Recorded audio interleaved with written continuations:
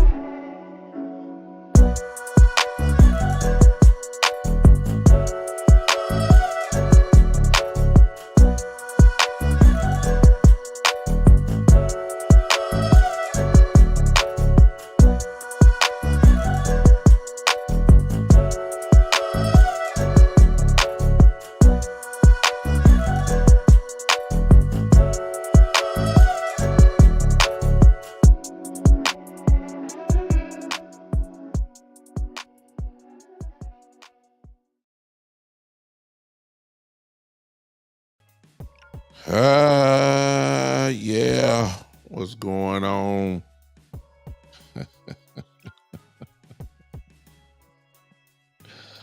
Yeah, what's going on, everybody? What is going on today? Welcome to my little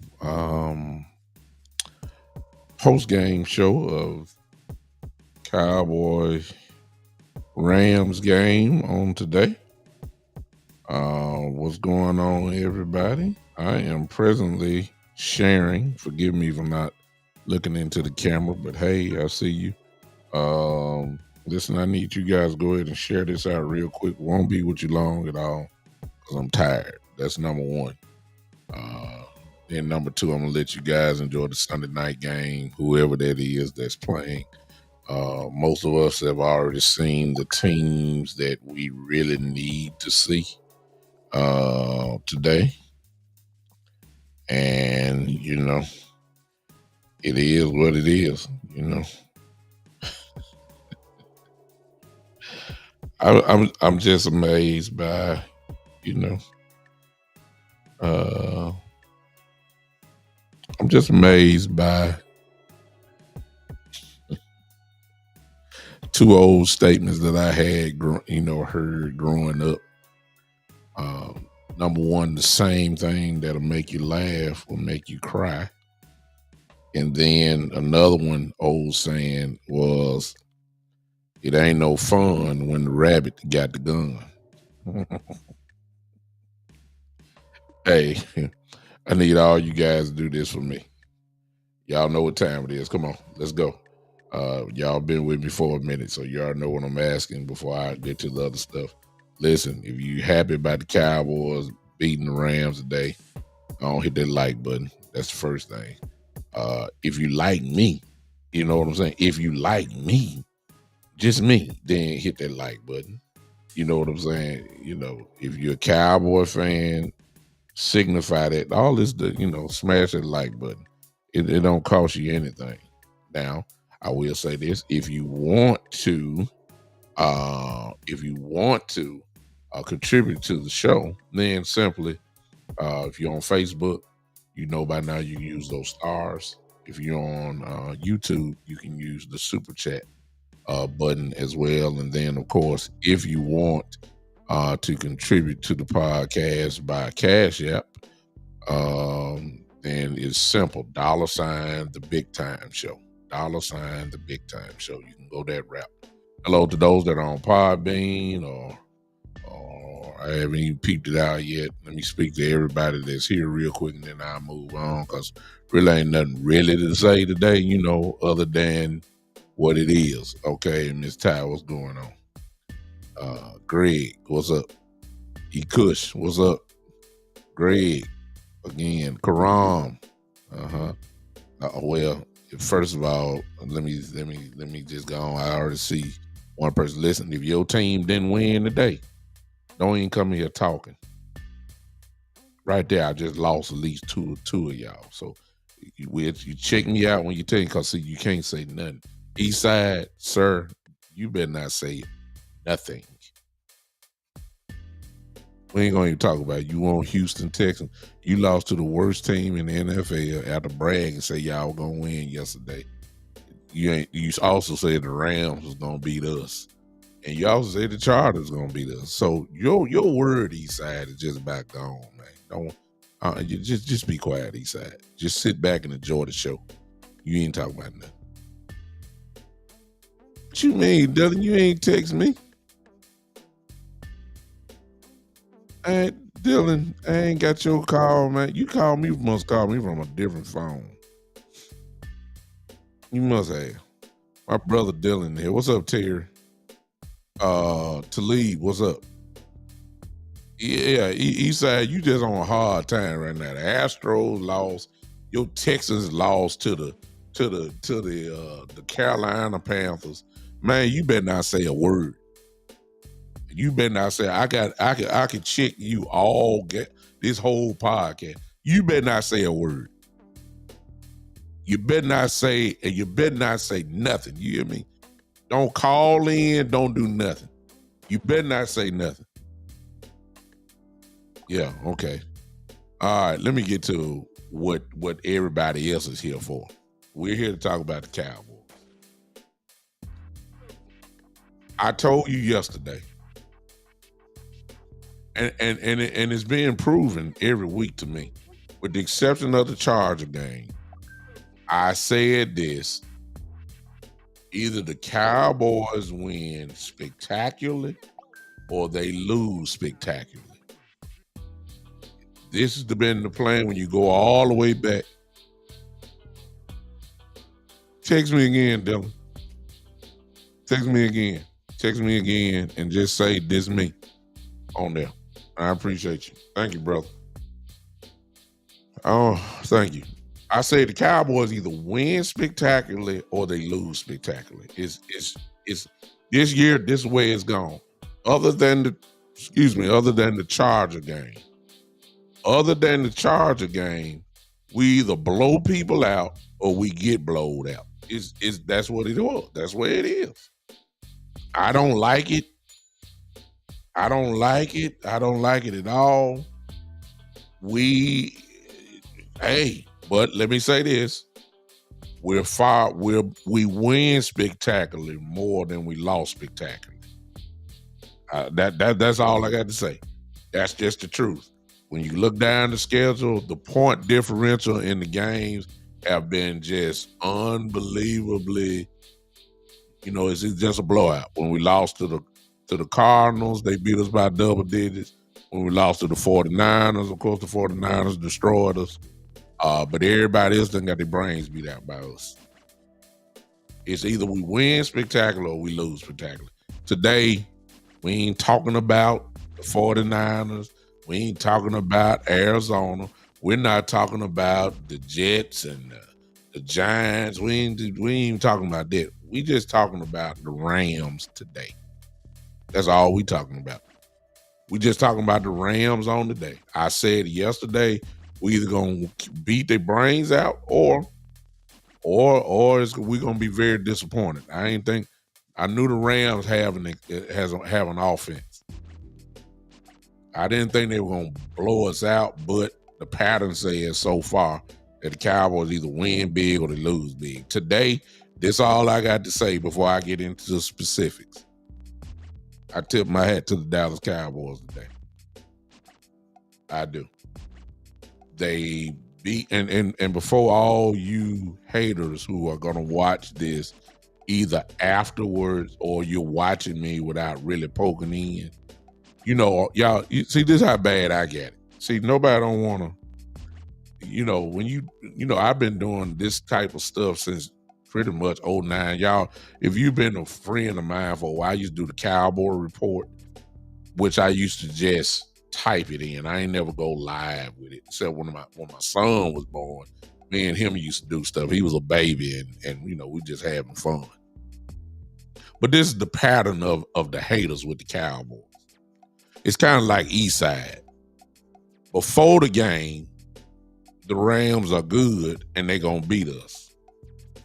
Then after we put them in a place, then right after the game, they say, well, the Rams ain't nobody.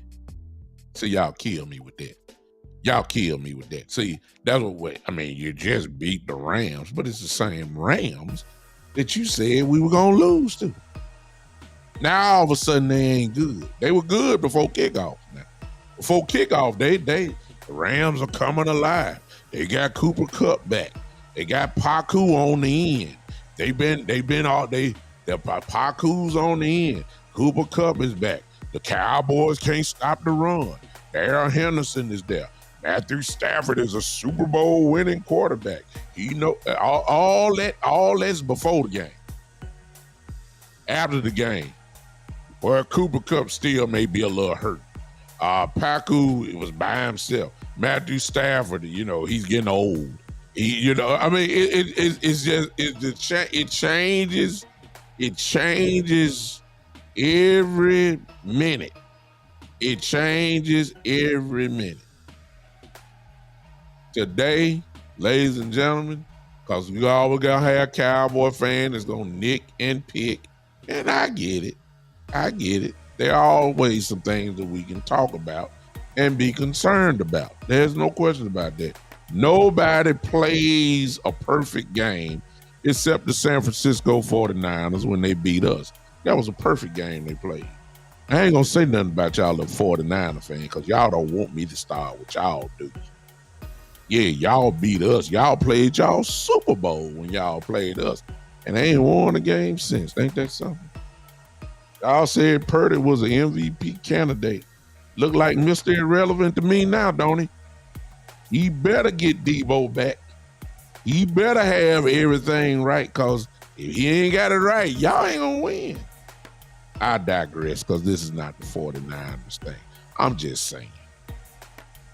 I'll talk about that. Y'all 49er fan. See, I'm still got missing person. Let me talk about that real quick. I'm still looking for some of these 49er fans who bum rush my show. I need to send out a missing persons report. I need to send a message in a bottle, SOS or something. I need to find y'all, because I can't find y'all the last. Did y'all look? Do y'all still have Facebook accounts? Do y'all still? Where y'all at? See, and right now they're watching me. You can watch Facebook without plugging in. See, right now, whatever my live is right now, I probably got about 35 to 40 more people that's watching me right now between here and YouTube. And a lot of y'all that's watching me, because I know y'all. You're watching me and you don't want to tune in because I kept the receipts. See, I kept the receipts. See, y'all got to answer me some questions. Don't wait till y'all win again before you start running your mouth. See, I don't want to hear that. I want to know what doesn't happen. No. Don't come. Don't wait till the Cowboys lose, then you want to show your face. No. I'm gonna treat you like I'm gonna treat the East Side. See, a lot of y'all want to run. At least the East Side got the guts to show up. I give him credit. He ain't talking about nothing, but he always got the guts to try to show up. I give him that. Y'all, on the other hand, want to play hide and seek outside the family. Y'all want to wait until the Cowboys lose so you can start running y'all mouth. See, I kept the receipts. See. I ain't heard from y'all since the Cowboy game. I wonder why.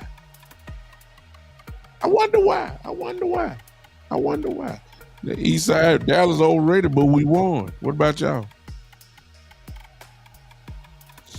Yeah, East Side, you in trouble today, sir. You can't talk at all about nothing when you lost to the Carolina Panthers. 0-6, After you said y'all gonna beat us, you gonna be 4-3. Let's talk about the game, y'all, because East Side wasting my time. All right, here we go. Eastside, just because I gave you credit for showing up, don't mean you ain't gonna get sand blasted. Soon you open up your mouth. I got something for you. I got something for you. You better not say a word. Nothing. Let's talk, number one, about the person that we all love to criticize more than anybody. And y'all know what it is. For today. I know his resume. A lot of the resume that I done said about him is true because he still got to prove me wrong. But for today, not the 49er game, not the Cardinal game, not today, ladies and gentlemen, today. It's 2 straight weeks. Well, I guess I said that's 2 straight weeks. Superb game. I said that the Charger game, and here, let me say this, the Charger game is still better than what I saw today. Now and a lot of y'all gonna look at the yardage, a lot of y'all gonna look at the touchdowns. I'm saying the Charger game was a better game, quarterback play, than today was. And I know that song gonna sound crazy. But make no mistake about it, ladies and gentlemen.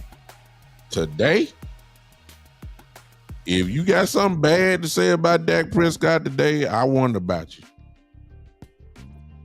I wonder about you. I wonder about you today. And before y'all go to y'all favorite thing, which is the interceptions, let's go back to the play. Y'all saw it. The ball got tipped at the line of scrimmage, then went off to the tight end, and then, of course, the guy intercepted the ball. Now, before y'all want to run your mouth and say Dak just can't see, no, the ball got tipped. It got tipped, y'all. So just stop it. All right, before y'all even try that, I'm killing that at the beginning. If you want to hold that against them, I'll let you have it because it go down as an INT. Okay, I'll give you that. But other than that, ladies and gentlemen, what's your grade for Dak Prescott? Let's go with that now. Because, see, I got a lot of folks in here right now. Let's go. Give me Dak Prescott grade today from A to F. That's universal all across the country. A is excellent, B is good, C is average, D is above average. D is below average, F is a failure. Give me your grade for Dak Prescott today. And I need y'all to be fair because some of y'all killed Dak. I've done it too. But for today, not everything else, y'all. Today, give me your grade. Talib says A. Kenya, B. James, A-. Greg, A+. I even throw mine in. I'm going to give him an A today. He was simply outstanding today. If I talk about him bad, I told y'all on my show, I will tell you, if Cave Talk Radio say B-, A, he was masterful today. E. Kush said that. See, E. Kush is just like me. We'll give him an F when he's horrible. All right. Kenya says, Terry. And Terry is not a fan of Dak Prescott. And even he says an A- today. And Terry's a Cowboy fan. Terry Turner's a Cowboy fan. He gave him an A- tonight. For the day. He was dominant today, y'all. And I'm still saying the Charger game. Eastside with his jankiness. Here you go. Eastside says Dink and Dak is average at best. You didn't watch the game, Eastside. But then again, I know you did watch the game because that's all you watched is the Cowboy game. So if you would have saw the game, you would have noticed that it wasn't Dink and Dunk today. That's why I know you ain't never talking about nothing. See what I'm talking about? You ain't talking about nothing. It wasn't Dak threw the ball down the field. Yes, there was some Dink and Dak in there. But ball went down the field today. That's why I know you ain't talking about nothing inside. Told you be quiet over there. You just be quiet now. Just enjoy the show. You don't say nothing. Because every time you say something, I'm gonna crack you. Because you ain't talking about nothing. Absolutely nothing. Dominant quarter. That's dominant. Let's look at the stats because y'all ain't talking about. I mean, I don't know what else you want from your quarterback if he does something like this, unless you want to be absolutely perfect. 25 or 31, 304 yards, 4 touchdowns, 1 interception. I mean, come on now. I'm going to say it again. 25 of 31, 304 yards, 4 touchdowns, 1 pick. I mean, come on now. That's that. Now, if Mahomes would have had them numbers, which he lost today, y'all be saying, "Oh my God, the great Patrick Mahomes! Oh, he's dominant. He's unbelievable." Josh Allen would have had it, y'all would say, "Oh my God! Oh wow, what a great game by Josh Allen. This is why he's an MVP candidate." Oh my God, Josh, what a great game! Whoa, my goodness. Remember, folks give Purdy credit and he don't throw for 210 yards. I mean, come on now. Dak Prescott was outstanding today. Outstanding. And once again, here it is, y'all. Here it is. And we'll get into this. Now, you know what I'm saying? When you break stuff down, there's some things that we can talk about. And I might do just a little bit of that. And I started with this. I will go and say this because it fits. We really did not have a running game today. Again, we really didn't have it against the Chargers. We didn't have it against the Chargers. It didn't. All right. I got a cash app. Excuse me, I got a super chat. Terry says, and there's a super chat. Whenever you do a super chat, I stop. He said he has 2 good / dominant games in a row with little running game. Exactly. You was already on me, Terry. I was there. I was right there. He didn't have the running game, y'all. The game plan, if you saw the game, you saw the game plan. I personally don't like it, but that's why they pay Coach McCarthy the millions. That's why they pay, these guys who watch film 24 hours a day. The game plan was to come out throwing the ball. That's all they did. The game plan was to throw the ball. I don't like that because me personally, I don't trust Dak like that. I don't. Now, I ain't scared to tell you. I don't. I'm not. That don't mean he ain't good. That don't mean it. Just I know who he is. I say it again. He is a very, very good game manager. What's up, Jeremiah's man? What's up with you, man? I ain't seen or heard of you in a while. How you doing, man? Y'all forgive me. That's one of my guys who was a minister with me. So, what's up, Jeremiah? Listen, I say he's a very, very good game manager that has elite moments. That's what I say, that has had some elite moments. But he's a very good game manager. I didn't say he was elite. I said he has had some elite moments. He's capable of that. He is. That's what I've always said about him. But that does not mean that I trust him. That does not mean that I trust him. I don't trust him because I know how he is. He'll have a game like this, and then he'll have a game next week, and he'll throw for 203 yards, and he will struggle. I didn't say it too many times, but as of these last 2 games, Terry is absolutely right. When you look at the stats, let's look at the stats real quick. Let's look at these stats real quick, just to prove my point.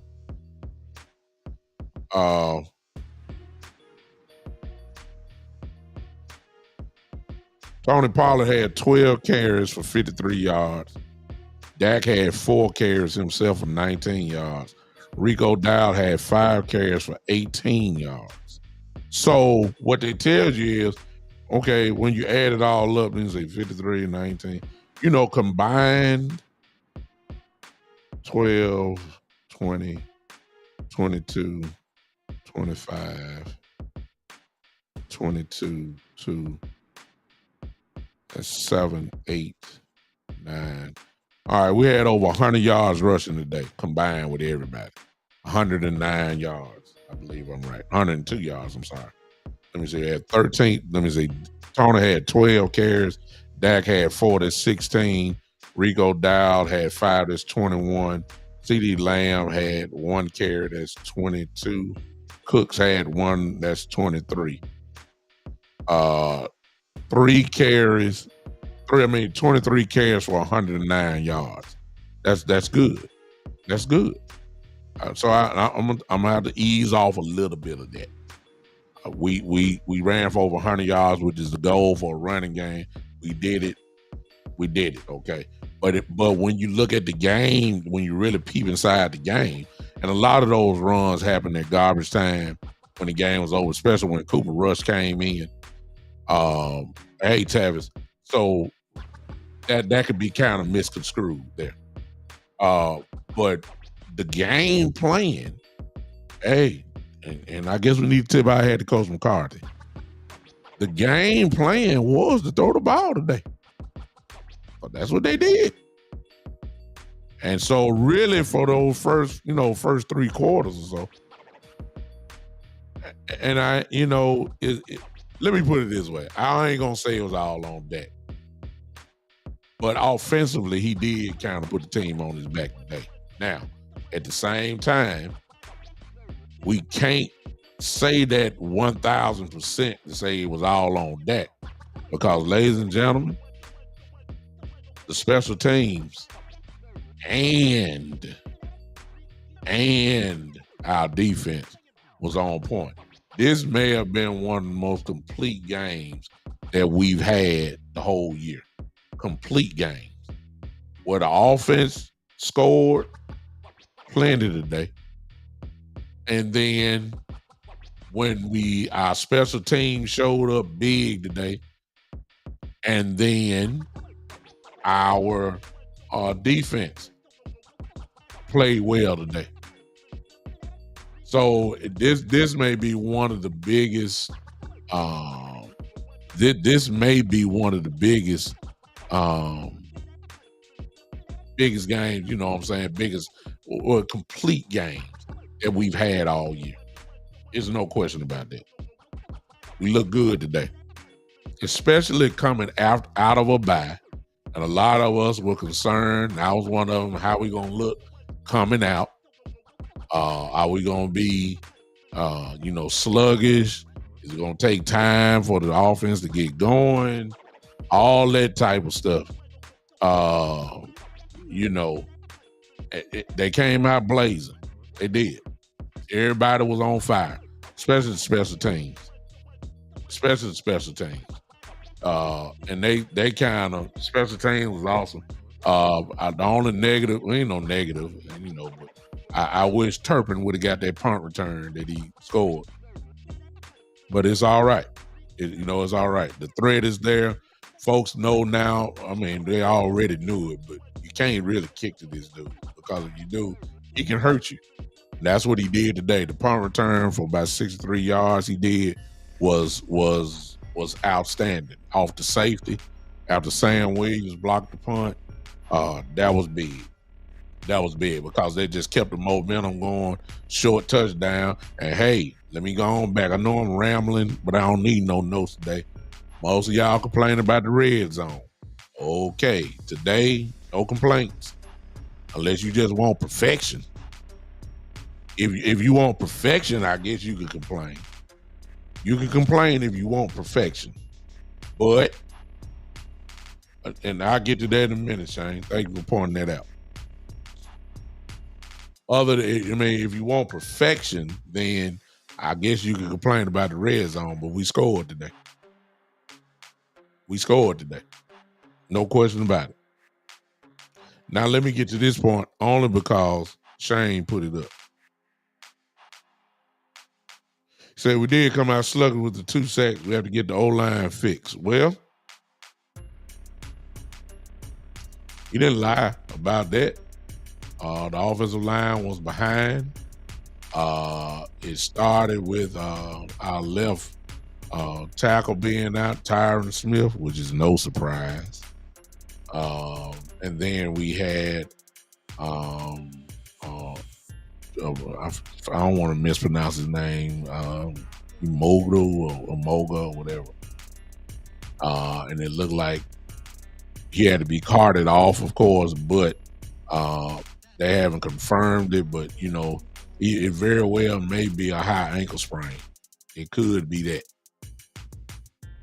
It could be that. I don't know. I'm just saying. But either way it go, he couldn't walk.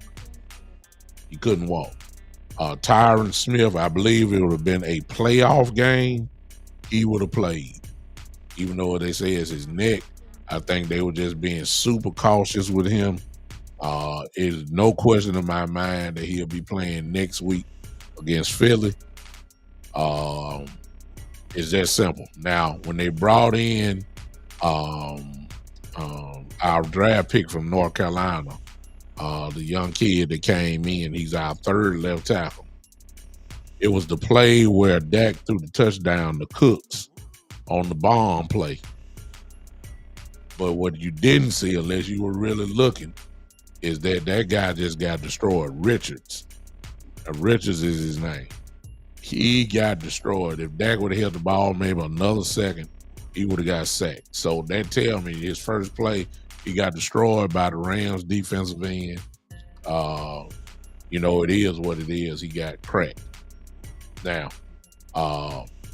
here's the thing, Shane, that it goes deeper than what you said there. All right. Aaron Donald had 2 sacks today. A lot of that was his 2 sacks came because of one reason. And this is where the part we got to start admitting. They let Aaron Donald go one-on-one with Zach Martin. And he beat Zach. Aaron Donald is still Aaron Donald. Okay? He's a little different. He usually is a guy that demands, no question, a double team. But there was so much pride and power. Pride and you really just pride that you really believe that Zach Martin can go one-on-one with Aaron Donald when nobody goes one-on-one with Aaron Donald. Therefore, you give Aaron Donald a couple sacks. What happened after that? The film is going to show you, Shane, that the Cowboys did not let that happen anymore. You know what they did? Put 2 bodies on him. You ain't hear nothing from Aaron Donald the rest of the game. I was looking. I was rewinding live TV, and I was watching. They started off letting Zach try to go one-on-one with Donald. Guess what? At this point in his career, can't let it happen. They adjusted. They put 2 people on him probably like they should have done from the first place. Guess what? It happened. Now, Greg, you are just in my notes, man. I ain't got no notes, but I was just about to come to that.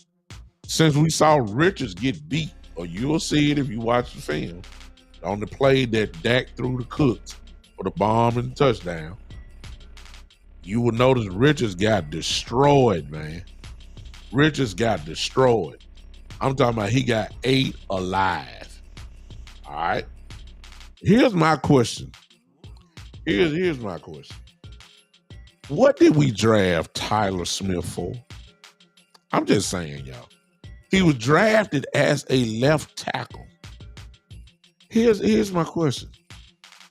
You got TJ Bass on the bench who played guard for you, and everybody say he played well. Why don't we move Tyler Smith to left tackle, man? I got you, Dylan. I'm trying to figure out. Move him to left tackle. It's gonna happen anyway.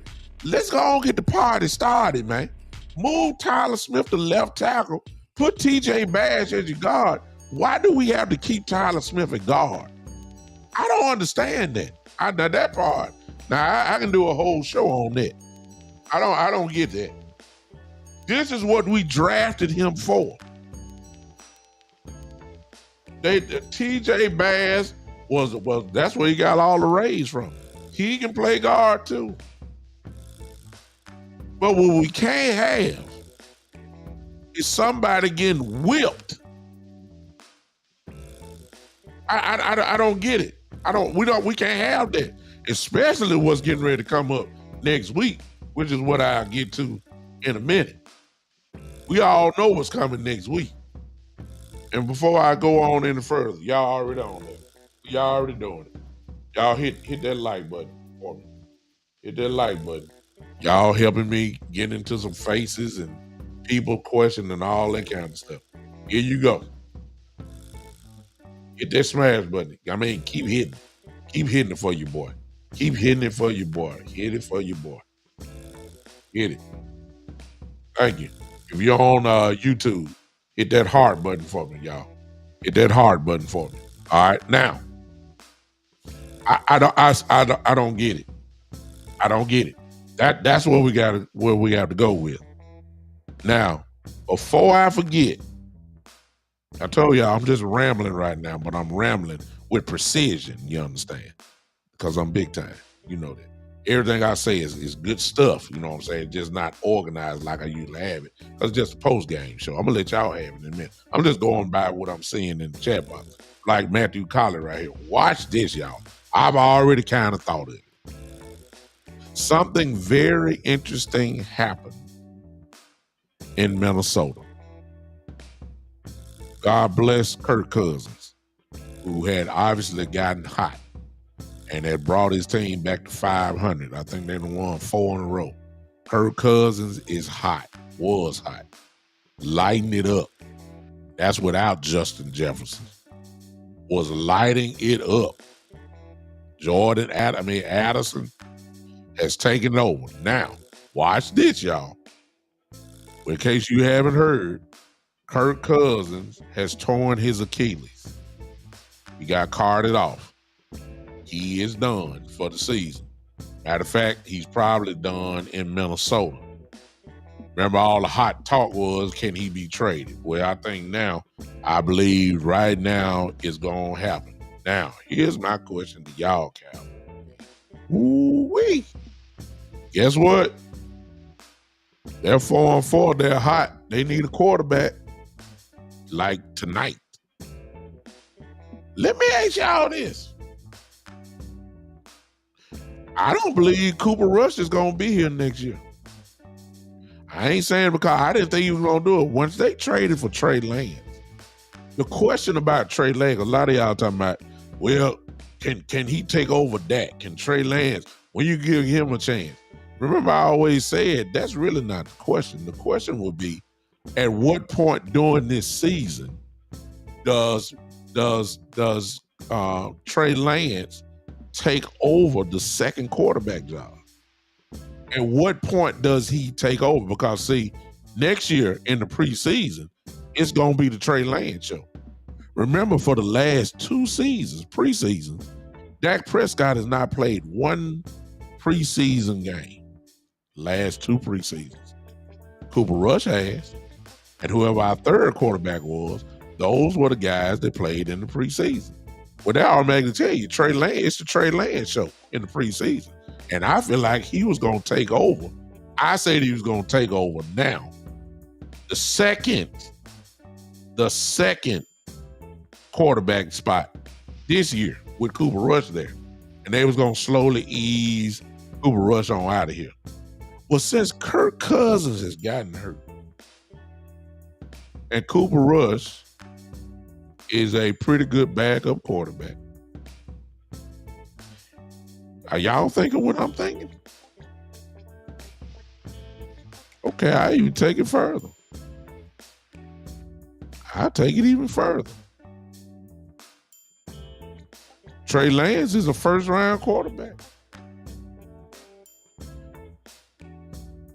You don't think the Vikings would take him? I may be off here. I'm just saying. They'll get to use him and get that. They'll get to use that contract. Get about 2 more years out of them. You get to build around your team. And I'm just saying. It's just me talking. Can you imagine what we can get back? Not a lot, but I'm just saying, you'll get something. Teams are desperate, and teams will up the ante for the trade because they need the help right now. Well, put it this way. It's on the Cowboys. I'm not saying you're supposed to do it. I'm just trying to tell you, Minnesota is fit to get desperate. They're 4-4. They still think they have a chance to get things done. I got a better one than that because I'm looking at the TV. I'm just throwing it out. Kyler Murray today was a healthy scratch. The Cardinals ain't done nothing. They ain't won but one game. You don't think they want to tank for the chance possibly to get Caleb Williams out of USC?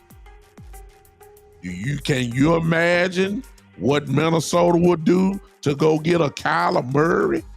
I'm just saying, every quarterback that's a backup quarterback that's pretty good, I'm telling you, there's going to be some calls made from Minnesota. Today. Somebody put up in here, I think they said 48 hours to the trade deadline. Minnesota front office people ain't going home.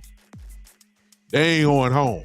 Minnesota is about to get a quarterback. I just threw out our quarterbacks just for instance. I'm just saying. I'm just saying. Just saying. And when it comes to this, I believe it's open because Minnesota is going to be desperate because they're 4-4 now, if I'm not mistaken. They're 500, 3-3, 4-4, whatever the case may be. They feel like they got a chance. If they get a quarterback in, they can keep this thing rolling. I'm just saying.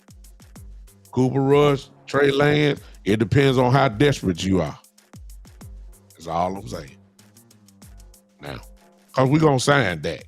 I know a lot of y'all don't want to hear all that, but we're going to restructure Dak, and Dak will be with us next year.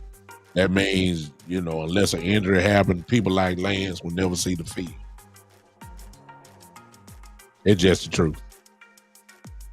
I'm saying get what you can get while you can get it.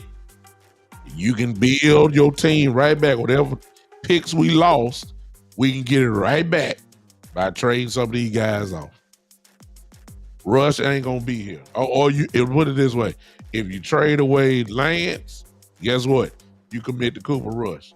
Cooper Rush trade contract is not ending anyway this year. It's really over next year. All right. Trey Lance is here. I'm just saying it is what it is. I believe that now, if you ask me, this is what I believe. I believe since the Cardinals are 1-6, and I believe that since Kyler Murray was a healthy scratch today, and since they 1-6, they're really not about to try to put Kyler Murray in so they can have a chance to win. They want that number one pick. Why else would he be a healthy scratch? I would not be surprised if y'all don't hear that Kyler Murray will be on his way to Minnesota. That's my bet. Don't be surprised if Kyler Murray is not starting next week. If it won't be this week, it'll be next week. All right. Now, let's go back. I don't even want to talk about the trade in the Cowboys because they ain't going to do that. They ain't going to do it. Matthew, I see what you said there, but they're not going to do it. They're not trading. Because if you trade to get a Derrick Henry, you're going to have to give up a lot. The Cowboys ain't going to do that. They don't want to give up picks. We all know that. It's just not going to happen. Unless it's a running back we ain't even thinking of. You know what I'm saying? It's just not going to happen. The Cowboys love their draft picks too much. I said this yesterday. I believe it. History shows it. I just don't see it. I don't think the Cowboys are doing no move. The fan base wants us to move, but we not moving. All right, some of y'all new in here. What's going on? Hey, Marco Yeah, exactly, Marco Polo. You're absolutely right. But since you just coming in, this all I ask. This all I ask. Hey y'all, look, here we go. Hit that like button for all y'all new folks that's coming in. Y'all hit that like button for me. Please help your boy out. Help advance the podcast. It's simple, don't cost you anything. All that kind of stuff. At least I ain't asking for no money. You know what I'm saying? I did, but I'm saying, but there ain't no requirement. I almost want to make this a requirement because it don't cost you nothing. Hit that like button for me. Hit that. Dang, see, just like that. It only took about 3 seconds for me. Guess what? You got it. Do that for your boy. Do that for your boy. All right. Now, defensively, let's go to this real quick. Deron Bland is going to the Pro Bowl. Any arguments there? Y'all remember all this talk about Trayvon Diggs is out. You know, what's going to happen? Deron Bland, I mean, come on now. Ain't nothing else to talk about. Deron Bland is going to the Pro Bowl this year. He'll make the Pro Bowl from a backup cornerback position. Any arguments there? I'm waiting on y'all. Come on. Yes or no? Is he going to the Pro Bowl this year? He has 3 pick sixes this year already. I ain't counting the other one he had. I mean, this dude is I mean, it ain't really no drop. I mean, he's not as good as Diggs, but he ain't that far off. Somebody say Bland for to make all pro. Well, I'm you know, his pro football focus grades have been outstanding. You make a good point there, Marco Polo. He very well he just might be in consideration for all pro. I doubt it, but he's there. But he a Pro Bowl. There ain't no question about that. He is a Pro Bowler. And I'm saying this about him. As good as he is playing, I'm talking future now. He will be our number 2 cornerback next year when Diggs gets back. I'm telling y'all. He is going to make it easy for us to say we appreciate you. We thank you so much, Mr. Gilmore, for considering us and signing with us. We respect you. We know you are a Hall of Fame cornerback. We know how good and crafty you are.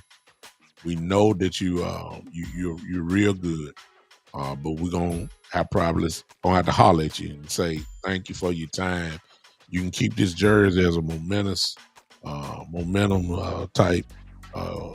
Hang it up on your wall and say that you played for the Dallas Cowboys. But we got a young stud who is showing us that he needs to be in the starting lineup from now on. So that also should kill a lot of y'all dreams about Patrick Surtain, because Bland is going to be our number 2 cornerback. Once Diggs comes back, Bland will be our number 2 cornerback. And I think we can go and play football with Diggs and Bland as our cornerbacks. What y'all think? Yeah, you ain't got to answer that because y'all already know the question. Y'all know the answer. I think we'll be all right. I think we'll be all right with Diggs and Bland.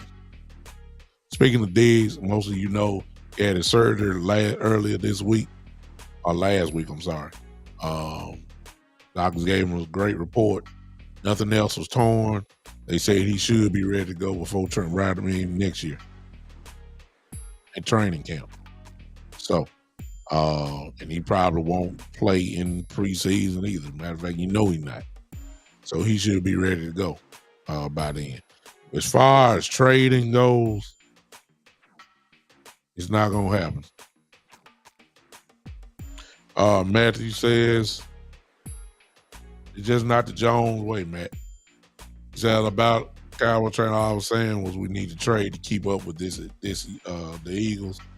I still don't think we are ready for the Eagles, 49ers, and Dolphins, bigger teams, but I know we will not trade. I'm going to take the Dolphins off because they finesse. You just hit them in the mouth. That shut them down. Eagles, 49ers, different story. We'll see. I ain't scared of the Dolphins yet. I'm not scared of the Dolphins. I'm not scared of the Eagles or the 49ers either, truth be told. That's physicalness. That's the things we struggle with. The Dolphins are not a physical team. They're finesse. All you got to do is rub them up. You'll win. You got to put two on the ground. You'll win. That's how you beat them. All right. Let's go to work. Now, defensively, with the way that the special teams played, the way that the offense scored today, and the way that the defense do what they usually do, then the defense, all they had to do was just keep them off the scoreboard, and they did that. Oh, I got a super chat. Let me stop.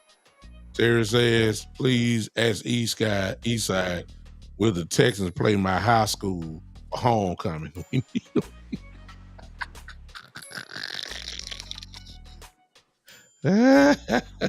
Eastside, you heard the question. Answer the question. Answer the question. And you better not say nothing. You better not say nothing about the Cowboys. Talk about your Texans losing. You better not say a word. You want to come here talking about, what are we talking Cowboys? How about the Astros? How about the Texans? They won. How about C.J. Stroud? Man, be quiet. Hush all that fuss.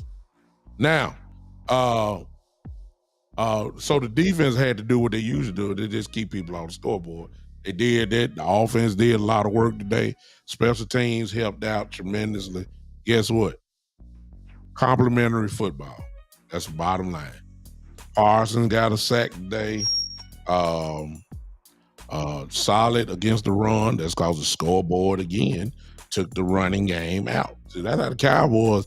That's the reason why we're averaging on, the points we're getting against the run, because when we blow people out, it takes away the running game. It does. It takes away. It make you one-dimensional, and that's where we want it. Now, I didn't like us. Now, think about a quarterback like Stafford. You don't want him just lining up all game long and throwing, because Stafford can, that's what they want to do anyway. And Stafford is good. Stafford would light you up for 400 yards.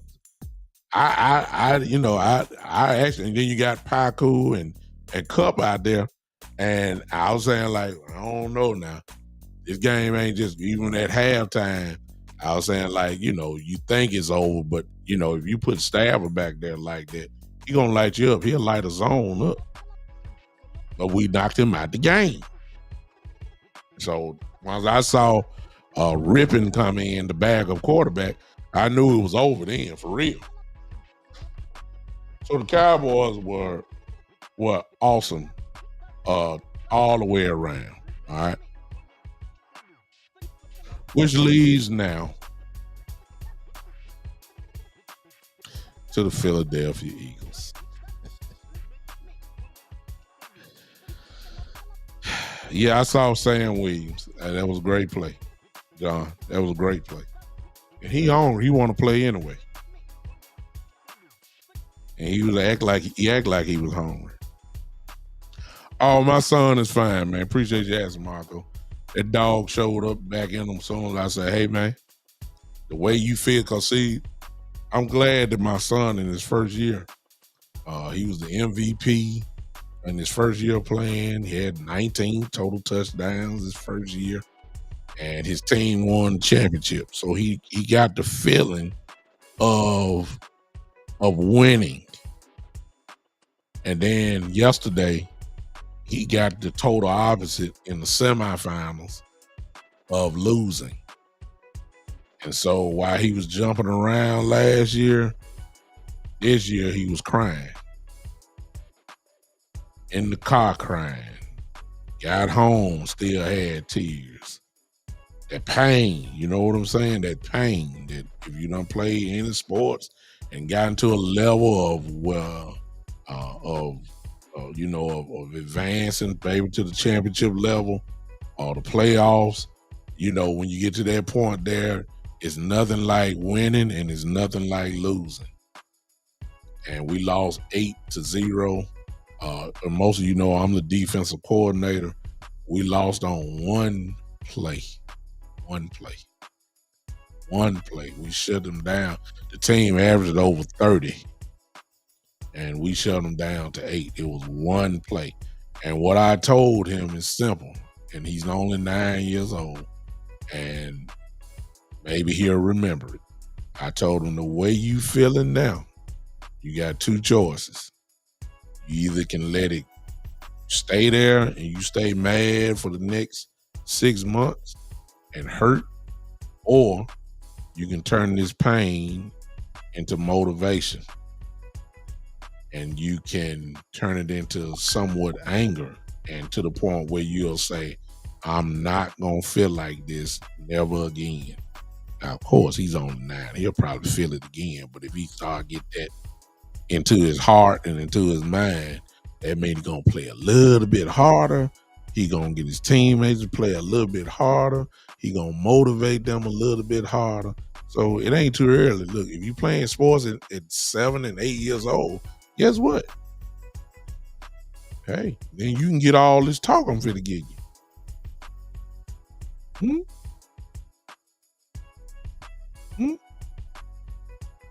He could say just read Michigan pulled a massive contract offer for Harbaugh after the sign-stealing scandal. Harbaugh may be headed to NFL finally. I say he coming back anyway, and y'all know I'm a Michigan Wolverine fan. It is what it is. So to go back to my son, as soon as I said that, he had that twinkle in his eye, and he said, I'm not losing anymore. So the dog showed up, and then he went in and started playing PlayStation 5. So, I mean, hey, I can't get into the mind of a 9-year-old, but I know the look. So he's getting ready to play basketball. His first practice is next week, and he's even better at basketball. He's about the same. He's a dog either way it goes. So he's on the basketball now. He said he can't wait till next year for football. I know, Karam, I'm watching, but I'm going to watch the Lakers and see what's going on with them tonight. All right, now, Philadelphia. Going to be a lot of fun this week. I don't know how much time I'm going to have, but rest assured, I will be on this week because I have the same disdain that I have for the Philadelphia Eagles, that I have for the San Francisco 49ers and the Pittsburgh Steelers. You ready to throw in the towel on Tyron Smith? G-Ball, I really feel like if this was a playoff game, he would have played. I believe they just used an extra precaution on him. I really do. But he's fragile as glass now. If you blow on him too hard, he'll need a cast. I mean, I'm serious. If you blow on him, I mean, if you say he just walked outside, the wind was too strong, and it knocked his shoulder out of place. That's just by the way he's fragile. He's fragile, Doc. He's fragile. David Williams, you're not a Cowboy fan. Are you a 49er fan, David Williams? Help me out right. Just type yes or no in there. I forgot. Because you're not a Cowboy fan, but I always appreciate you because you come into the show and you talk with sense. Doc, what's up on Podbean? I see you over there, brother.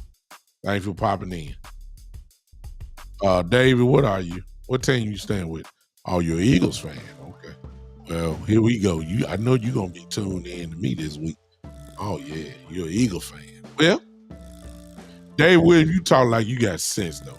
I like you. You talk like, I noticed you in the last 4-5 shows. You good. I like you. You're a good Eagle fan because you got sense. John, hey, Bishop, who is more fragile, Tyron Smith or AD? So you trying to start with me, John?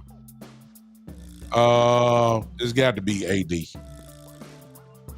It's got to be AD. Shane said, Bishop, as a coach, how would you handle a situation if your players blamed you for the loss? Well, the ultimate responsibility does fall on me. They scored on my defense. They averaged 30, but they only they scored the play. I shut them down the whole game, but they got loose. They got loose one play. So that, once you finally say, even if you say, well, they missed tackles, well, guess what? They'll say, well, didn't your coach teach you to make, tackles like that? Didn't your coach teach you to stay in your lane? It's the ultimate responsibility fall on me, so I would take that. All right. Oh, of course, I'm a Cowboy fan, Davey. You see what's behind me. Good Lord of mercy. You see what I got with T-shirt on I got. You know what I am. It ain't no secret. It's been this way. A long time now. I'm a Cowboy fan. Talib says we need to move Tyron Smith to swing tackle and let Tyler take over at left tackle. I agree to leave. I think that it don't make sense for him to keep, like you had Richards came in, you had Mogul start off, and I'm just like saying, like, we drafted this guy, Tyler Smith, to be our future left tackle. I don't understand why won't they just go ahead and pull that trigger and let Tyler just go ahead and do it. You bragged about how good TJ Bass and these other guys played, and they played well because TJ Bass played well when Tyler Smith was out at guard. We saw that. TJ Bass played well. I don't understand why they just won't move Bass to guard and then put Tyler Smith at left tackle. I don't get it. I don't understand the logic. I don't. But I believe Tyron Smith will be playing Sunday afternoon against the Eagles. They knew what game was coming up. And they didn't use him against the Rams. Win or lose, they didn't want to use him against the Rams. This is just a plan. I guarantee you, Tyron Smith, probably, unless something crazy happened this week, Tyron Smith will be in the lineup against the Philadelphia Eagles Sunday afternoon. No doubt about it.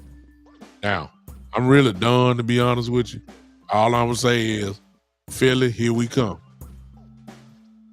Now, I'm going to tell y'all, because I don't go back. I need to find the show that I did, and I got so many, especially last year. I think. Let me see it. Do I have that? Let me say this. I'm gonna start it off. Let me see if this is it. Y'all just hold on. Just hold on for a second. Cause y'all I think this is my thing.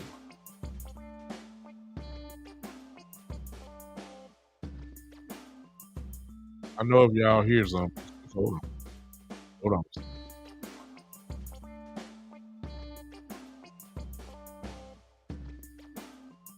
Okay. All right. Yeah, I think this is it. I'm finna show y'all something. Y'all want to know how I feel about it? I'm finna show y'all something. This was on July the 25th. Yeah, I like this. This was on July the 25th. Y'all see my son there? This was on July the 25th. Y'all see that title there? Y'all want to know what I said? I don't hide, ladies and gentlemen.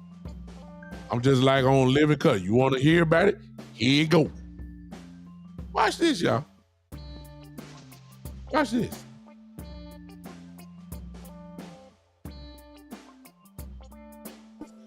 Y'all can come back to this show. I don't erase my show. I've been doing this for 2.5 years, coming up on 3. You can go back to my very first show. I don't erase nothing. Mark this down. Pull me up. Make a reel out of it. Make a short, a YouTube short. Do all that. As a matter of fact, I'm gonna make one. Let me get my hat straight. So when I put my reel out, let me get myself together. Let me get myself together. Then I'm hot now. Because he's a Cowboys fan. Attention. Where we at? 1 minute, 16 and 38 seconds. Attention, all you Philadelphia Eagle fans. I need somebody to make a short of this right now. All you Philadelphia Eagle fans, you heard it here first.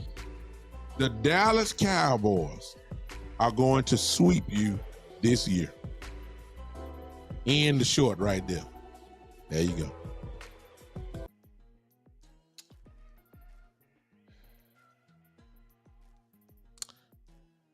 I ain't got nothing to say. I ain't got nothing to say. I ain't got nothing to say. I said it July the 25th. I ain't got nothing else to say. I ain't got nothing else to say. I ain't changing it. Y'all want to know? I said I wasn't making no predictions, but I said at that time I was. Cause see, a game ain't gonna play. I knew what kind of defense I had. And I know that some of them are not there. The eggs ain't there. I know it, but I put it out there. I'm not changing it. Ain't nobody scared of Philadelphia. I'm gonna start there. Let that be the start of the big time show stands this week.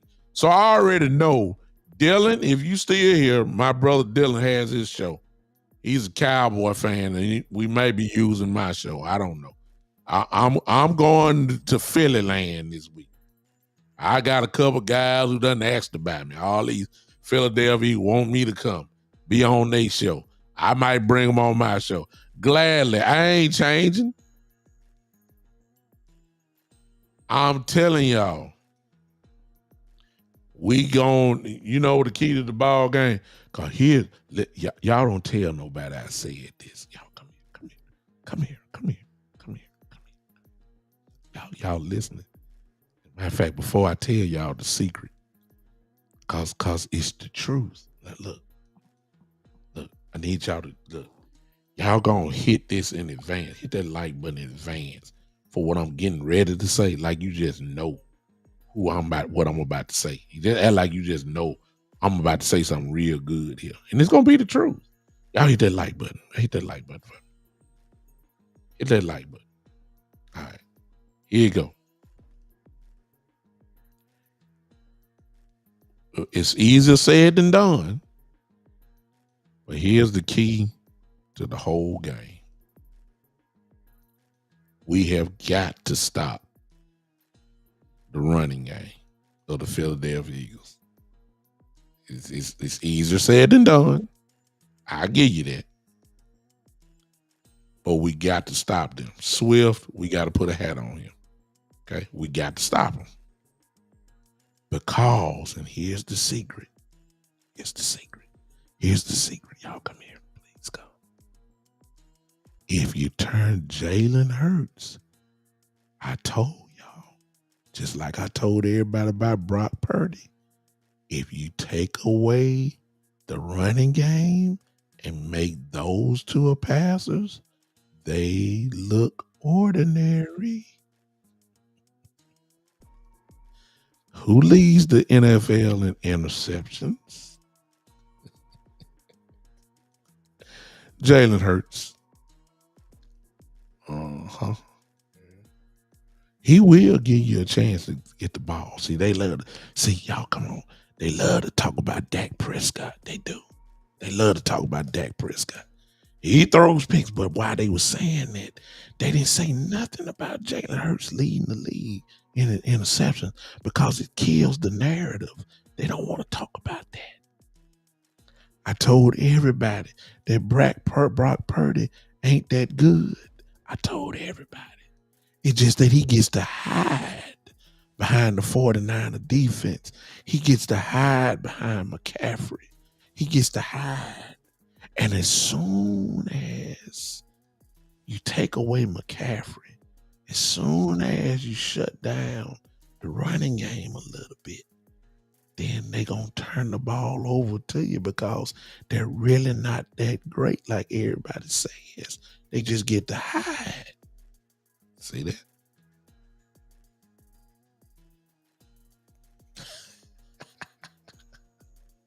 Shane, the question is, it's cold in Philly. It's already cold there. You know, if you want to call 40-degree weather with some wind and 30-degree weather with some wind. It snowed. I heard was that Denver? Somebody had 10 inches of snow somewhere. I believe it was Denver. I may be wrong on that. So the states that are cold, it's cold there now, but 34 degrees ain't nothing. That ain't nothing. It's wind. It ain't cold as it could be, which means, Shane, that the running game will be paramount, which means, if we be fair and truthful, the Philadelphia Eagle running game is better than ours. I was right. It was Denver. Thank you, Kush. It was Denver. So those, Philly, Pittsburgh, Chicago. I don't know what New York looks like right now, but I would think that those places are already, probably getting 60s for the highs and maybe 30 something, for the lows. In order for it to snow like it did in Denver today, all that, it's cold there. It's got to be already. We are gonna be in November. Philly is not warm, but it's cold enough. It's running time now, Shane. And Philadelphia runs the ball. No question about that. I will give them that. They run the ball extremely well. They got considered the best offensive line in football. They proved every week. Swift is having his best year so far.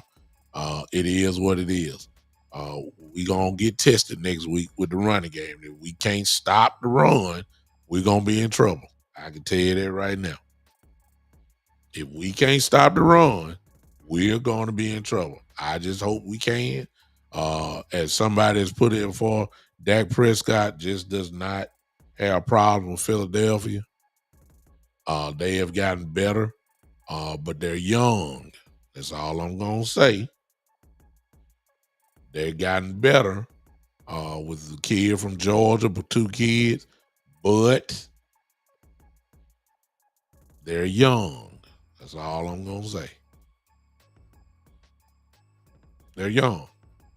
They're gonna make some plays, but they're not gonna make every play. They can be got. Philly can be got. And Dak Prescott, whether y'all want to admit it or not, has the number of the Philadelphia Eagles. 8-3 against them. I'm leaning on that. He knows what y'all like to do. Just like y'all know what we like to do. And Dak Prescott does not have a problem with that. Now, let me throw this in. I didn't say this earlier. Man, look, the reason why Dak Prescott is looking so well right now is because he's running the ball. He's getting out of the pocket. He's scrambling. He's extending plays. Instead of being a pocket quarterback, he's moving around, which makes him better. I'm just saying. And if he carries that into next week, he's going to make some plays next week. And I didn't even bring up, I'm sorry. See right there. Eastside, shut up. Because you said the Chargers was going to beat us, and then you said the Rams were going to beat us. Didn't you tell me that? Didn't you tell me that the Rams were going to beat us yesterday? Now all of a sudden it's bad teams. See, that's what I'm talking about. Man, let me open these lines because I already know you for the call. I'm gonna have to go and get a hold of you live because I know you're gonna make the mistake and call. Because you sure ain't ready to talk about it using text. I'm done talking. Y'all know y'all want to talk. Let's go. 901-654-6853. Another tip of the hat. CeeDee Lamb. Hello. I ain't got nothing to say. Y'all know what he did today. You know what CeeDee Lamb did. Y'all saw what he did. So ain't no sense me talking about that. That's it. That was an emphasis on getting him the ball. Let me look at his stats so I can be accurate when I say that. Let me be accurate with his 12 receptions, 158 yards, and 2 touchdowns. I mean, hello.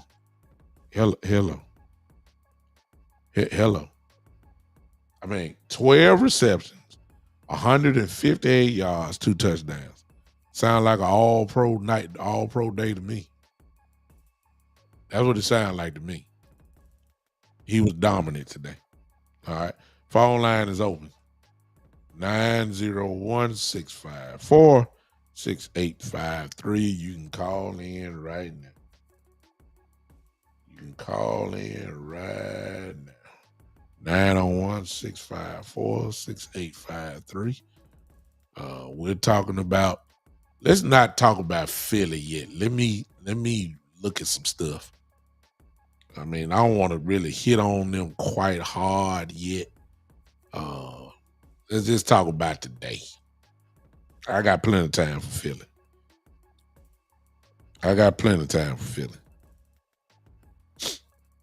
That's really all depending on Freight Train. I agree. Yeah, I know you're going to bed because you better not say nothing, Eastside, because you know you can't say nothing. I know. Goodbye. Yeah, see. Ain't that amazing, y'all? See what I'm saying? I love it. You better not say nothing. You better not say one word. Matter of fact, don't you come on here saying anything about the Houston Texans. No more. No more. I don't want to hear nothing. Don't come on here try to talk about the Houston Texans is out. Man, please. Quiet on this set. Don't want to hear nothing from you. Period. We won, you lost, and you want to talk about us. Man, if you don't get out of here, get out of here. You better not call in.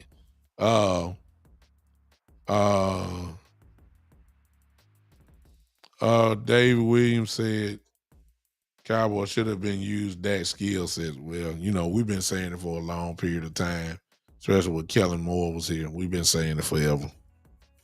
He's more of a Mississippi State Dak Prescott than he is a pocket quarterback. Been saying it. They tried to make him Warren Moon when really he's more close to the Michael Vick type thing. I ain't saying he Michael Vick's fast. I'm saying they tried to make Michael Vick a pocket quarterback, and that's just not Michael Vick. You take away his game if you don't let him use his legs. And I understand Dak has been hurt. I understand that. But Dak is responsible. We're not asking him to be Lamar Jackson. We're not asking him to get 100 yards on the ground. We're asking him to extend the play and use his legs when needed for 5, 6, 7 yards, whatever. Get a couple first downs. That's all we need from Dak Prescott, to do stuff like that. We ain't asking him to be a run threat, except at the goal line. We're asking him to be a run threat then. If inside the 5-yard line, I want him to be a run threat then. Inside the 5-yard line. 3rd and 1, 4th and 1. Yeah, I want him to be a threat then. That's what I want. Shane says, let's talk about our Pro Bowl kicker. Yes, I said it. Auburn's head to the Pro Bowl. He is awesome. Shane has the right to talk about that because he said all offseason long he's worried about our kicking game, and he was the main one on my show, at least, talking about the kickers. And I even said, Shane, you know how cheap the Cowboys are. We'll go get somebody from the USFL. And sure enough, guess what? We got somebody from the USFL, Brandon Aubrey. And Brandon Aubrey, it is the truth. I believe I said it a couple weeks ago. I said Brandon Aubrey would be the Pro Bowl kicker for the NFC this year. And he has not missed anything. He's not missing an extra point, except that first one in the season. And he has not missed a field goal all season. And Lord knows he done had plenty of opportunities. He's the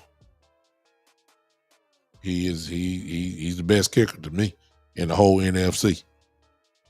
Whether you say Jay Recruiter say he might be an all-pro. Look, he's gonna have the numbers. There aren't too many kickers that have, so far what he has. Justin Tucker from Baltimore is always gonna get the nod because he is the best kicker. in the whole league. But when you start looking at the numbers, and that could be misconstrued too because Baltimore scores, touchdowns. So there's not a lot of field goal attempts for him, or at least not as many as has been for Brandon Aubrey. But when his name has been called, he's answered. And I'm already saying, I've been saying it. He's definitely a Pro Bowl. But Jay, we might need to start having this conversation. Shane, we might need to have this conversation. He very well might be in consideration for All Pro right now. Still got a long way to go. But I mean, somebody gonna have to show me who a better kicker is, at least in the NFC. Yes, Chris. He has a rocket leg on his kickoffs. And they don't just be in the end zone, man. They go through. One of them went through the uprights. You know how much leg you got to have for that? This dude is deadly so far. But as of right now, I just don't think it's nobody too much better than him, at least in the NFC. He's been that dominant as a kicker this year. All right, somebody finally called in. Call from Greg. There it is. Brother Greg, what's up, man? Welcome to the show. Hey, what's going on? I just got cellophane thing. Yes, sir. Mike McCarthy. Say it again, Greg. Okay, I just lost Greg. Greg, you still there? All right, I lost Greg. Greg called back. Okay, I got somebody from Terry. I got my brother Terry here. What's up, Terry? Hey, bro, how you doing? All right. Yeah, I saw you on Facebook today with your dud zone and everything. I said, oh look at that. Oh man, I've been doing it a long time, man. I've been dressing a long time. Go ahead. I said, look at that. He's trying to show out. He's gonna show out on the day when they got all the rest of us in jeans and t-shirts doing the fall festival. I can't even put up a today's picture. Oh man, appreciate you. Hey, hold on before you finish. Hey, Greg, I see you calling. Once I get Terry off, I'm going to call you right back. Okay, I don't go nowhere. As soon as I get through with Terry, I'm going to call you right back. So you ain't got to call in. I'm going to call you. Promise you that. What's up, Terry? Oh, look, just two things. I mean, one, coming up, we got to be able to a script, like Bill Walsh and them boys used to do in the 80s. The first 15 plays or something we got to come up with that Dak and them boys do good, because I'm tired of these 3 and outs to start the game. That's demoralizing. Mm-hmm. I'm tired of these 3 and outs and everything or whatever. We need a fast start. Mm-hmm. And the second thing I would say is, look like Dan Quinn would have learned by now, you can't keep a safety over there trying to hide a linebacker spot, because they're taking advantage of that like you would never believe. Yeah. Well, he's too small. If you get into a running game, he's gonna get swallowed up. Because I've been looking at some of those run plays, and man, they looking for that guy. It's easy. I mean, you're gonna make the Pro Bowl against that doggone safety. I mean, you need 235, 240 or whatever. You need a linebacker to stop these offensive guards from getting to the second level, manhandling you, where the safety got to chop somebody's legs because our safeties don't hit high. Yeah. The only thing I can say to that is we'll see. I believe we're going to see Rashad Evans this week. We didn't see him in the game this week. But I believe he's going to play against Philly. And we'll see how that works with him and Damone Clark together.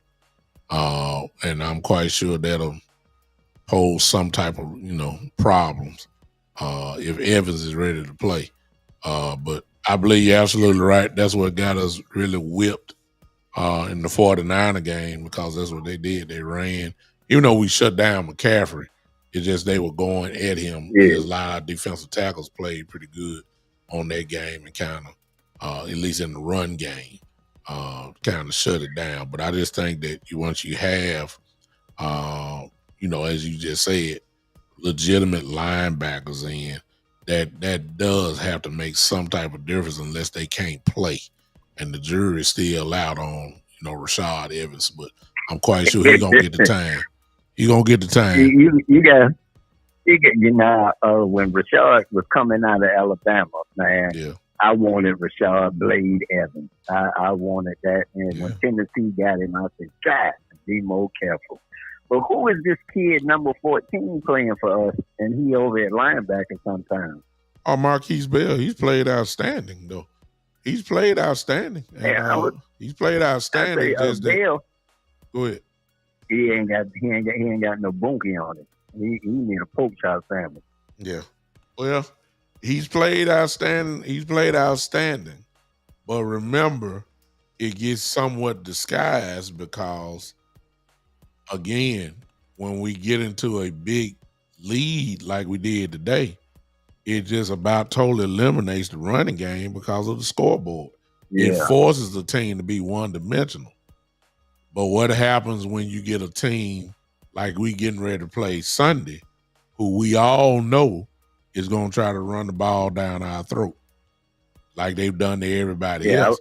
Now you're going to find out if he can take on a guard or a tackle that's closing in, which is going to happen, and then we'll see what's going to happen. But like I said, I really believe that Evans and Damone Clark are going to be playing this week, and you're going to need that without a doubt. So I would be shocked. I know Clark is going to play without a doubt, but I really believe Rashad Evans is going to get his real baptism to the NFL season this week here against Philadelphia. And once we can't knock it until we see it, and once we see it, then we'll be able to judge it. But I really believe he's hungry.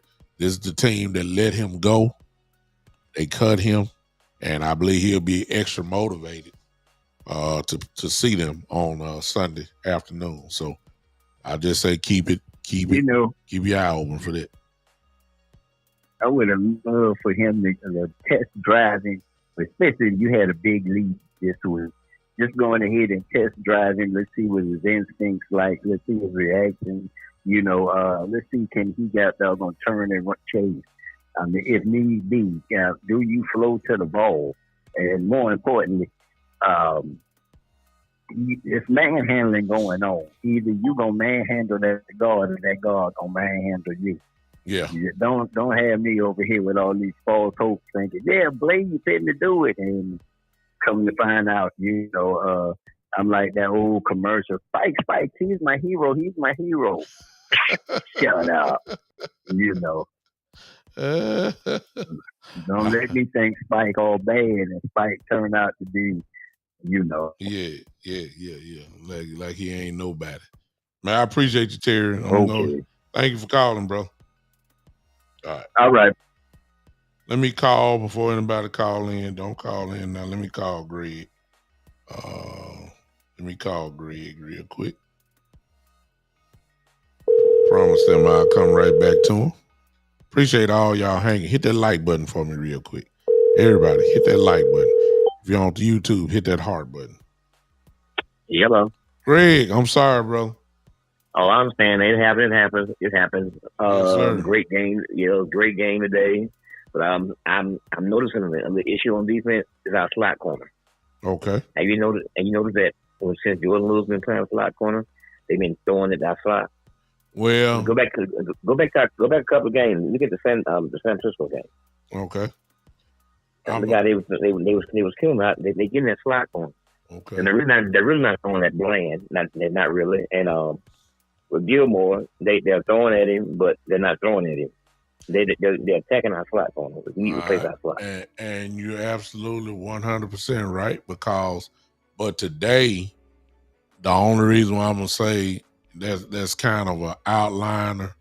The only reason why I'm saying is because they lined up Cup a couple of times against Jordan Lewis, and they left it 1-on-1. Now Jordan got away with a pass or at least a hold one time.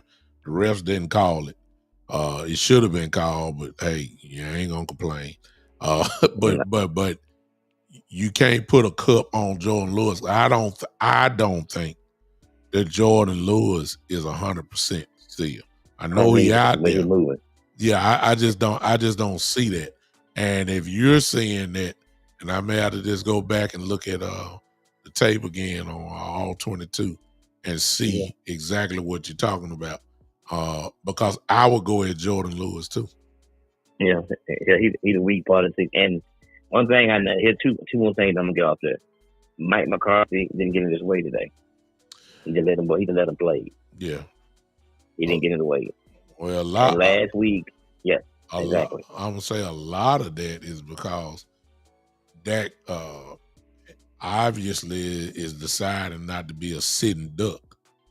He's moving. Exactly. And if he would have stayed back there, the Rams would have had about 8-9 sacks today. So he had to move. And when he moves, he obviously is more dangerous as a quarterback once he starts moving around. So I think that really ain't got nothing to do with McCarthy. That's just me. I think that Dak just had to get out of there and make plays, and he did that. So just my thought. And you said something about San Diego. To me, that game was better than this game because he took over that San Diego game. I'm sorry, the Chargers game. Yeah. Sorry. Took over that game. He willed them to victory. He did. It was all about him. He did. And he got his confidence in that game. Yeah. And that was a confident game. You saw what he was saying today, his confidence. Yes, sir. And I agree. I agree 1,000%. And then he saw Brandon Cooks. Mm-hmm. Come on. Yeah. Cooks has stepped up big. Last 2 down weeks. the field. Yeah. I saw Jalen Tolbert sighting today a little bit today. Tolbert was out there, but I noticed every time Tolbert was out there, they ran the ball. Yeah. It really wasn't a lot about him just passing. They're using him in the run game. And what they said about him is that he blocks well. So I'm not surprised about that, but I just believe they don't want to give Tolbert the real chance to go past Gallup. I really believe that they refuse. They believe in Michael Gallup. Michael Gallup had a couple good catches today. Not a lot or whatever, but I really don't think. They didn't go to him like it did last week. They didn't go to him. It was all CD today. And somebody said something early in here. I don't know who it was. It looks like right now that they're running the offense. And, some could argue and say they're running the offense through CD Lamb first, and everybody else catch up after that. And I don't see nothing. I'm still saying the same thing. I don't want Dak Prescott throwing like this. But hey, it works. If we get a running game, a steady running game, you're going to have to throw about 30, 35 times. Yeah, exactly. But if he got a run game, that thing get knocked down to at least 20 to between 22 and 25, even if that much, or somewhere around that area. So, but you can't argue with McCarthy. Well, that's not his thing. Yeah. James Jones, a former player of his, he on FS1. He said Mike McCarthy don't believe in running the ball. He likes to throw the ball. Yeah. Well, the thing about it is, I think you hit the nail on the head. Is that you can see something that's clicked, and it may have very well been from the Charger game where Dak pretty much willed the team to a win, and his confidence. He looked. I said that the Charger game, even though the numbers don't say it, the Charger game was one of his best games his whole career. And what you said, and today was a big game, but it's all because of the confidence that he got from the Charger game. I agree with you on that. So that maybe that was what took him to the next level as far as his confidence. These next few games, every game, these next few games are like playoff games. Yeah. Are like playoff games. Yeah. Yep. Appreciate you, man. Thank you so much. Man. All right. Thank you, man. Some of y'all are putting some good stuff in here. King, what's up, King? I see you in here. King said the best play calling was after the Rams scored 17. He slowed the game down by King playing keep away. Yeah. And I'll tell you this: what was demoralizing for the Rams was that drive that they had. I think we had about 9 minutes on one drive. I mean, you talking about making your defense tired. That's how it works. And that's complimentary football because the defense give you the ball right back. I mean, the boy's tired. So that was big. We can move the ball. That time possession thing has been good to us this year. I believe we're right at the top of the league for that, without a doubt. We've had some long drives this year, and trust me, that pays dividends. It may not be in the first quarter, but by the time the third quarter get here, look out. King says again, also heard Cook spoke to Mike about a play he could run for him and guarantee the TD, and he got it. Maybe that was that well, he scored. I know it might have been that bomb play. Well, if that is the case, King, then what it shows is that he listens to his players and implement it. Nothing wrong with that. Nothing wrong with it. And keep in mind, y'all, let's be fair to the offense. Everybody knows that they were still a work in progress. And at some point this year, sooner or later, the offense finally was going to kick in gear. And that doesn't mean that they're going to be the top offense in the league or nothing like that. But what it does mean is that at some point they were going to start playing much better than the way they've been playing, because they're used to it. They know the system. They know where everybody want to be and all that kind of stuff. And they're going to play better. And since I just said that, one more thing about Dak Prescott, and it goes to what Terry was saying just a few minutes ago. Well, excuse me, what Greg was saying. Dak has a lot of confidence. Did y'all see how many times Dak went up to that line and just changed the play 2 or 3 times before he finally took before they hiked the ball? I mean, he's seen today. Let's say the last 2 games, he has seen the field quite well, because he ain't throwing them in no bad plays. Yeah, I mean, come on now. I mean, his audibling, he's seeing the field quite well. That lets you know he's studying the tape, and the tape is pretty good as far as him reading what he needs to read. He's reading the field well. He sees pre-snap stuff right, and they very well may be disguising it, but he's seeing the field well. And you know that by the game that CD had. Exactly, Kane. There it was. It'll be changed next week. Y'all remember these two? Thank you, Kane.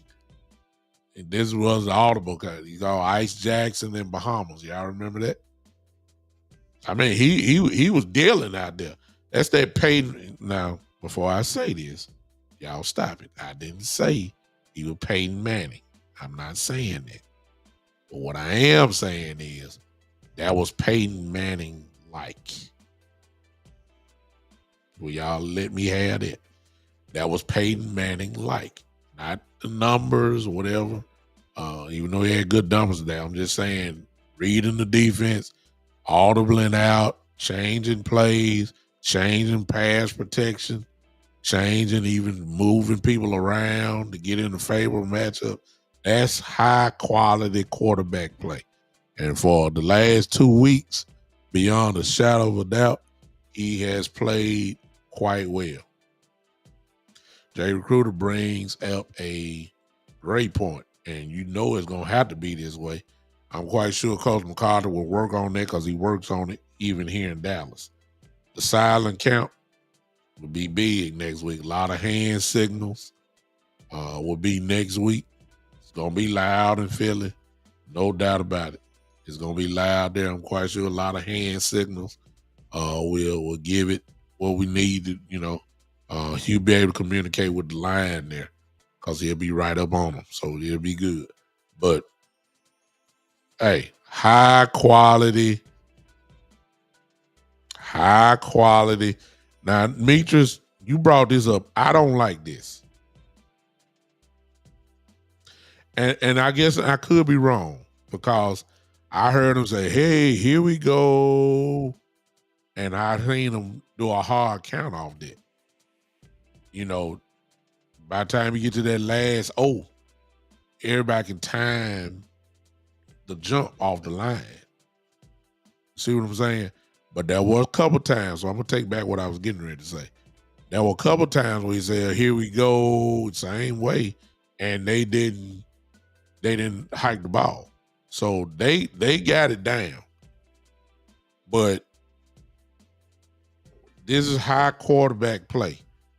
This is high quality quarterback play where you can diagnose pre-snap what's going on, and you put the team in the right play, and it works. I can't even argue with it. He was outstanding today. Exactly, G-Ball. Well, they say it's just a matter of time. You know, Eastside, I know he's still in here lurking. Eastside has said, you know, what about Cooks? I know he ain't said nothing about him the last couple of weeks, have you? Eastside, I know you're here lurking. Now you sick, see? You sick, see? You sick now, see? You sick. Can't talk now, see? Huh? Dylan said the Chiefs, and here's a Philadelphia Eagle fan. Chiefs and Niners lost. Ain't nobody on Philly's level.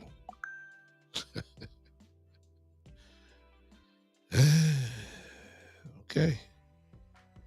Matter of fact, Dylan, am I coming on your show or you want to come on mine? Which one is it? I know we're supposed to be doing something this week. And just in case y'all don't know, this guy right here, the best marketing agency in social media in the world. This guy has his own, which I'm a part of, has his own marketing agency. He's a diehard Philadelphia Eagle fan. He's had shows where he had Tony Casillas, the former Dallas, for us older fans, we know, Super Bowl champion. Tony Casillas did his show on his network.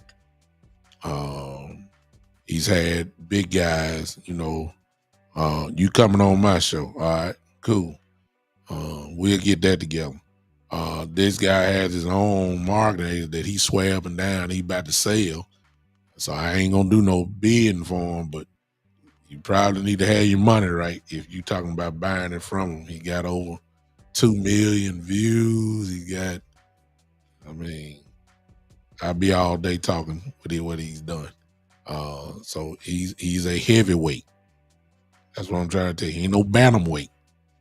He's a heavyweight, and I'm on his marketing team. Well, I'm not on his team, but I'm on his marketing agency, whatever you want to call it. What am I on, Dylan? What is it called? I'm a part of the Notoriety Sports Network. That's what I am. He markets my show.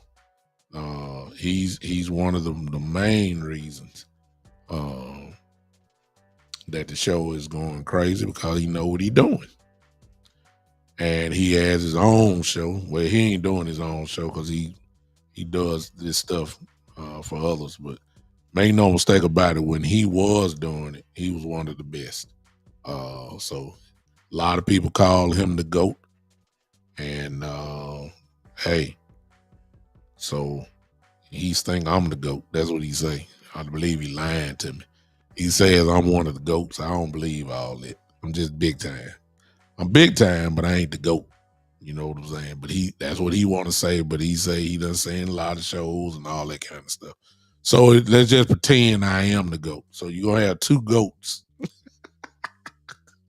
You're going to have two GOATs together. He's a diehard Philadelphia Eagle fan. So our show should be quite interesting, to say the least. I want everybody to get ready for that one. Cowboys and the Eagles meet. We're going to do it this week or sometime. We'll get together. We'll see. We'll make sure he's free, and then I got to make sure I'm free as well. And we're going to crank this thing up. There may be a very hot show, y'all. We know maybe. It's going to be. I'm expecting a whole lot of folks to show up for that one. So it's going to be quite interesting. I'm going to try also to get West Coast this week or Boss, one of the two. I might even get Law on here. Yeah, Law. Yeah. The brothers may come together this week. Let me put it that way. I may not do one show by myself. Oh, man. Appreciate you, E-Kush. And see, E-Kush don't give no credit out. That's my brother there. Been hanging with him for about 4 or 5 years or something like that. Has it been 5 years, E-Kush? I don't think it's been that long. But if it has been, there it is. It's a rare reason why I watch the show, brother. Yeah, I appreciate you, man. Thank you for that. That's a great compliment. That's a great compliment. Great compliment. I appreciate that. I try to stay the same. At least I think consistency is a big thing. Now the Cowboys play like trash against Philly. All this credit I gave them, you can rest assured I'm gonna talk about them bad. Because here's the narrative, y'all. Thank you, Uncle Charles. Thank you, man. I appreciate that. Thank you, sir. Thank you. Here's the narrative that Dak Prescott is about to hear this week. Can we fast forward to this week in social media? No, excuse me. In the media, not social media. Here's the narrative that's about to go down. Y'all already know what it is. Here we go. At first, a lot of teams were picking, like I said, the Rams to play with us. We beat the brains out. The narrative, Nick, tomorrow morning going to be, well, I got you, E-Kush. 6 years, he said. Okay. They're going to say, well, it was the Rams. Y'all know that's coming. At first it was they can beat us. Now I'm saying because we beat the brains out. They're going to say, it was the Rams. Now they're going to switch.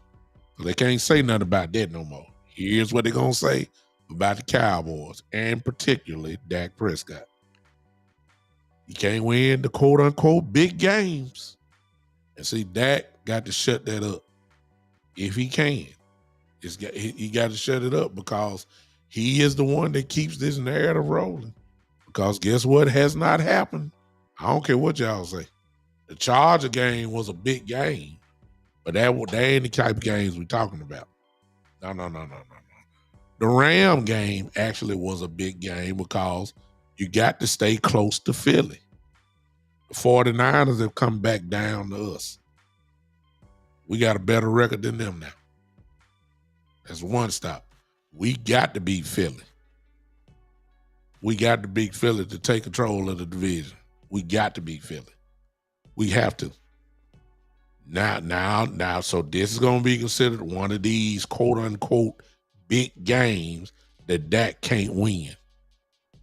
That's what they're going to say. That's what they're going to say. Y'all know it's coming. He can't beat the Eagles. He can't beat the 49ers. He can't beat the, all the big upper echelon type teams. That's what they're going to say. He got to kill that. The only way you're going to kill it is you got to go in and win. There's no other way around it. Nothing else to talk about. You got to beat them. And that's what we're going to hear this week. That's what you're going to hear from Dylan this week. Once he come on the show, you probably going to hear some of that. But all I'm going to say is this, y'all. I'm getting ready to close. Thank y'all for hanging with me. Thank y'all for hanging with your boy. Here are the facts. A Dak Prescott-led team is 8-3 against Philly. You don't have no problem against NFCs. He beat Philly last year. And I understand Jalen Hurts didn't play that game, just like Dak didn't play the game where Philly beat us. But the last time Dak and Jalen Hurts were on the field, I was there in Dallas. Monday night game. Cowboys put up 40 on the Eagles, blew the the socks off of him. That was the game when, if y'all remember, Trayvon Diggs had that pick six on the sideline. I was in the house that game. We beat the Philadelphia Eagles brains out. So it ain't like he ain't seen Jalen Hurts before. Y'all better get ready. It's on this week, y'all. I appreciate y'all hanging with me. Listen, I'm gonna get with, I don't know when. I may come on when it be tomorrow. I don't know. But I'm gonna have a few guests this week. It's a big week at Dallas for Dallas Cowboys, so we might as well go all the way with it. I'm gonna have guys with me this week. We're gonna see if we can turn this place and this social media place upside down with content. We're gonna do that this week. Y'all come on, hang with me. One last thing before we go. One last thing. Hit that like button. Hit that like button. Well, thought I had it here. Hit that like button. I got just about 9 minutes left of my time. Yeah. Hit that like button for me if you don't mind. Hit that like button. Show your appreciation. Appreciate y'all. I see y'all doing it. Man, I appreciate y'all. Y'all all right with me. I'm doing it too. Closing out the show. Y'all hit that like button. If y'all enjoyed the show, hit that like button. If you enjoyed the Cowboys putting on the show today, hit that like button. And especially if you think, y'all gonna put it out there now. If y'all think we gonna beat Philadelphia, don't hit that like button. If y'all think we gonna beat Philadelphia, don't hit that like button. Hit it a few times for you, boy. And we gonna talk about it this week. Y'all better get ready. I'm gonna have people all lined up this week. I done well by myself. I got some guys. Y'all didn't know me, Law, and the only person that I really haven't really gotten with is Big Game James. Now, he know who I am and I know who he is, and we've had small communication. But he's another one that I really like because he talk like me. I think we would be, I may need to get with him too. But Law and Boss and West Coast, of course, and Henny and Landlord, these guys, Amp talks like me as well. I need to bring them on. I'm scared to bring Coach Marv on. Coach Marv have a takeover spirit. He don't cooperate well. He just gonna take over your whole show. I can't let him do that. I love Coach. Coach Marv, if you hear this, you know I'm telling the truth. Yeah, Big Game. That I've talked to him, but I haven't talked to him. You know what I'm saying? I love Big Game. I love his work. Love what he does. He truthful like I am. He old like I am. I'm older, but he ain't. We can get along. Cause he gonna say it's trash if it's trash, and he gonna say it's good if it's good. That's my kind of guy. I love that. All right. Just stay tuned. Turn on those live notifications for me. And whenever I go live, you already know we're gonna see it. Now, let's go ahead and get out of here. Appreciate y'all hanging with me. All right, everybody put them hand clap emojis there, please, real quick. Thanks for hanging out with me for this time. Cowboys win. And as I close, Eastside Harold, boy, I tell you. Yeah, we ran him off today. Cause you know he can't say nothing. Y'all see how he said it? I opened up the lines for him. He didn't want to call in. I love it. There I got the hand claps going. All right, that's an indication I need to get on out of here. I appreciate y'all. We'll see you sometime this week. I'm going to turn on and watch the Lakers. See, I'm going to watch Anthony Davis. I'm telling y'all, the Lakers show is coming. I'm just in football mode right now. The Lakers show is coming because Anthony Davis is going to make me switch and do a whole Lakers show and talk about him bad. I'm about to go look at him now. And if he tick me off enough again tonight, I just might be doing a Lakers show this week. It just depends. All right. Until then, one way or the other, I'm coming. The big time show is on the way. I will see you guys. Well, I don't know. Let me talk to some folks, and then I'll let you know. Just if you follow the Big Time Show page, Facebook page, you'll know exactly when. All right. Until then, ladies and gentlemen, this has been the one and the only. This is the Big Time Show. How about them Cowboys? Yeah.